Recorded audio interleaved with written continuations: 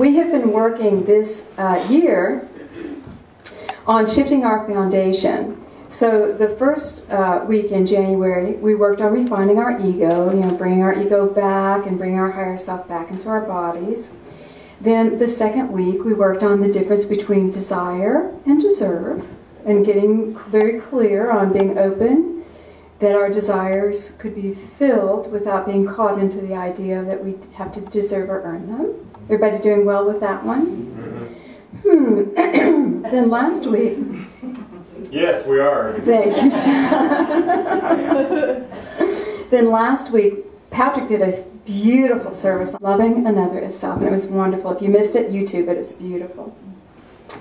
So today we're going to talk about our blind spot. So Spirit brought the topic to me, and I can tell you personally, I try to look at everything. I've always been that little observant child that doesn't miss a detail about anything.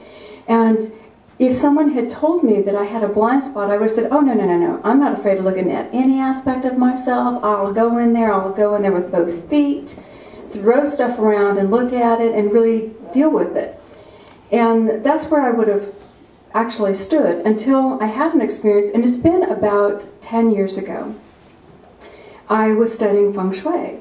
And, I was on site with my teacher, and you had learned to assess energies and stuff. But one of the first things you have to do is you have to walk around and draw a plot of the land that you're looking at. Then you draw the plot of the house. Then you go within and you put all the details in exterior and interior. And I had done it before. This wasn't my first go-round.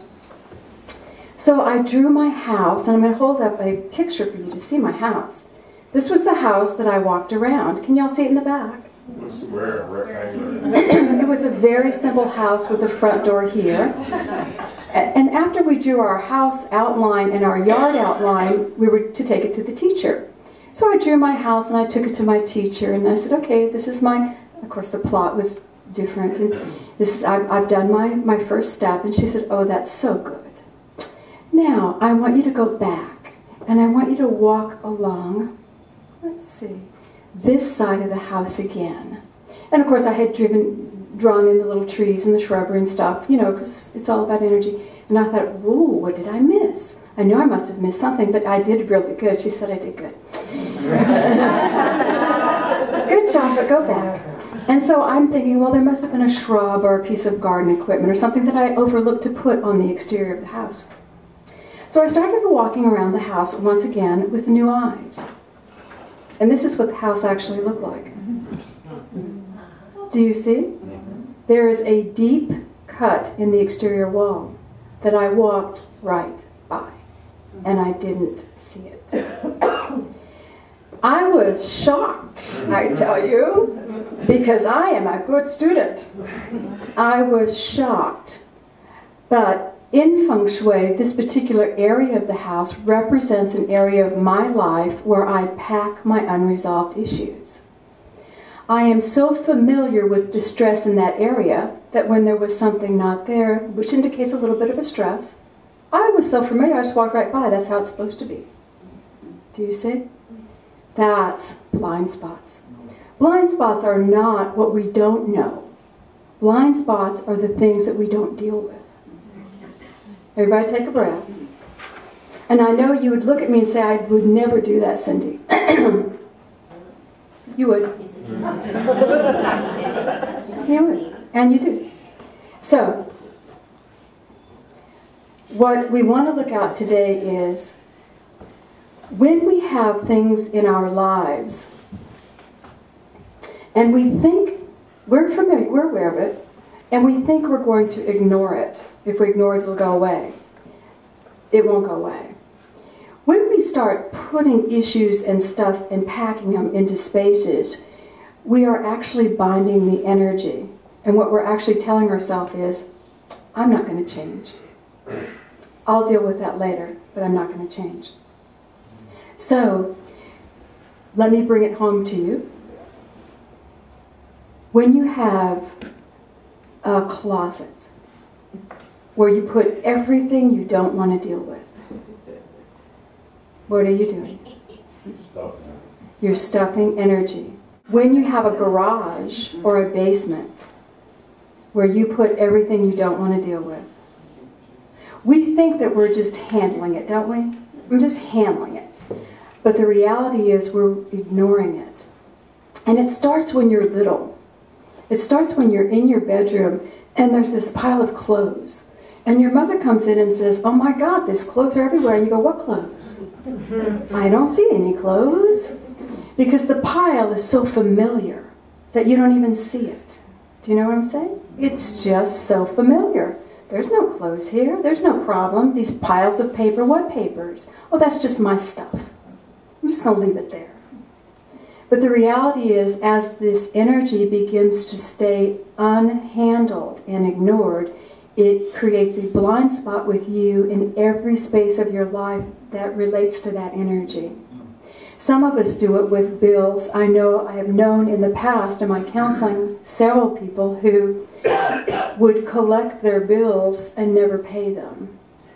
But they knew that the spot that they belonged in. But then once they were in the spot, they were totally forgotten about. You know, and they had personal relationships with the man that would come and disconnect their electricity. And then they'd go down to the office and pay it once again because they couldn't deal with the idea of whatever was locked in those papers. For me, in that particular area, I couldn't change what had happened. It was health and family, and you all know that I had an interesting childhood.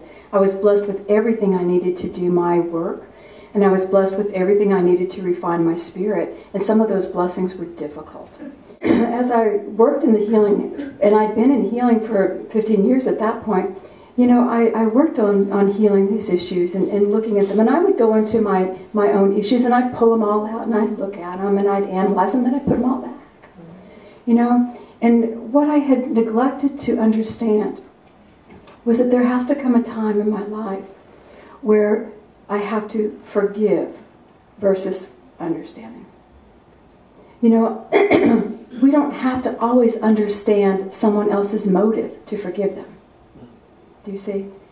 These areas of blindness are areas where we can't understand, but we can forgive.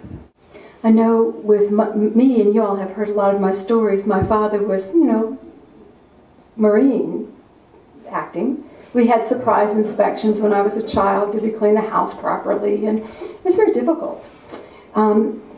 And it wasn't until Patrick and I made a trip back to one of my childhood homes specifically to understand my father. And we walked NASA where he worked. And I got an energy of who he might have been as a human person, not as my father, dictator.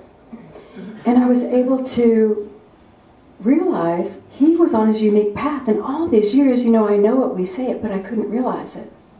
And then I could forgive him. And when I forgave him, my empty square began to fill out. You know, I began to become more aware of the dynamic in all of those areas of my life.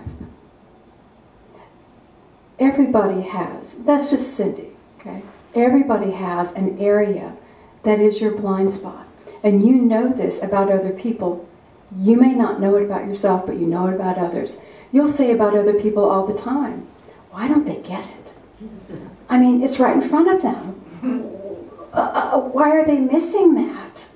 You know, because you can clearly see it, but they cannot. Blind spots. So, the universe is always trying to show us where we've locked energy that we have not yet forgiven, where we have an area that we're blind to ourselves, and it's very important for us to begin to take the steps, possibly to realize how to work with that. Blind spots create disharmony. Do you know what disharmony creates? Disease. It creates disease emotionally, mentally, spiritually, and physically. Disharmony. The energy cannot flow. Any place we have that blind spot, we have of interrupting our flow of energy. Forgiveness helps us unlock the energy and release it so we can move forward into our future on our path. We all share one common blind spot that I'd like to work on today. Y'all ready? It's a common blind spot. I love to go back sometimes to the stories in the Old Testament. They're very fun. But I'll just remind you of two of them. One of them is before the Jews had created kings, and they had what's called judges. And there was a moment when they were in trouble and warriors were coming at them, and God came to one guy, not a priest, just a dude. And God came to this guy, his name was Gideon. You may remember his story. And God came to Gideon and said, hey Gideon, I need you to help. And Gideon said, oh really? And God said, I need you to go and help save the people. Go with this might of yours and save your people. And he said, oh my Lord. That's AKA, oh my God. We would say, oh my God. No, we say OMG. OMG. With what shall I save Israel? Behold, my family is the least in Manasseh, and I am the youngest in my family. What are you thinking, God? And God says, well, you may be, but you found mercy in my sight, so I need you to listen up.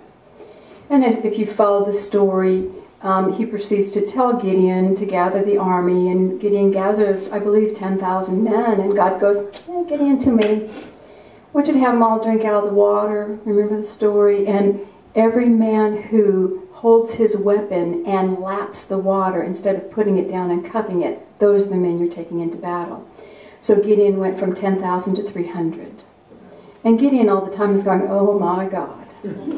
But he succeeds, as we know the story goes. But I wanted you to hear what his first response when God asked him to do something was. Did you hear me? Mm-hmm. Then we have Saul, the very first king.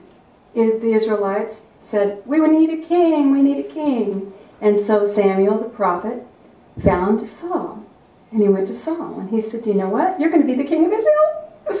Saul said, behold, I'm a Benjaminite. This is the smallest tribe of Israel. And my family is the least of all the families of the tribe of Benjamin. Why have you spoken to me this way? And then he proceeds to argue with Samuel.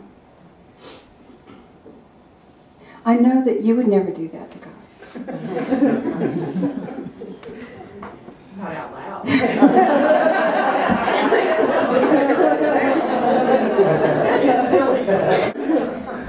We all have this primal feeling of unworthiness. It is primal. And we may not be able to source it, but we know it's there. Every Christmas, the girls sing, our little young girls sing Breath of Heaven. And there is 2 lines in it that always just touch me. Breath of Heaven is a song that Amy Grant wrote that reflects what young Mary's thoughts might have been, because she was a teenager when she gave birth, they say. What was she thinking?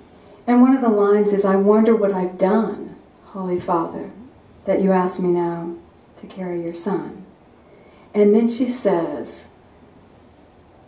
do you wonder as you watch my face if a wiser one should have had my place? But I offer as I am for the mercy of your plan. And every time the girls sing that line, I almost lose it, because that is the thought that goes through my mind always. And I know it goes through all of our minds when we're asked to step up and be ourselves. Who am I to do this? Someone better can do this. You're really asking me to do something that I don't know I can. Every time we are asked to be the children of God, every time, we hit a universal blind spot. We hit a space where we have put all of our ideas about our relationship with God. And we pack them in the closet, and some of them have ribbons on them, and some of them are very organized. But they're packed in that closet, and on the closet door it says, not forgiven yet. Not ready yet, not capable yet. We're not there yet. There's got to be somebody else that can do it. Do you see? Our spiritual blind spot keeps us from knowing truly we are children of God. We say it in our brains, comes out of our mouths. But do we know we are children of God? Do we wake up and say, I am a valuable, valuable being because I vibrate? Not because of what I do. Because I vibrate, because I love, I'm valuable. I love to be with people because they're vibrating. I am valuable when I sit and laugh with people. I'm valuable when I wake up. I mean, do we see the essence as valuable? Or are we always trying to do, to prove?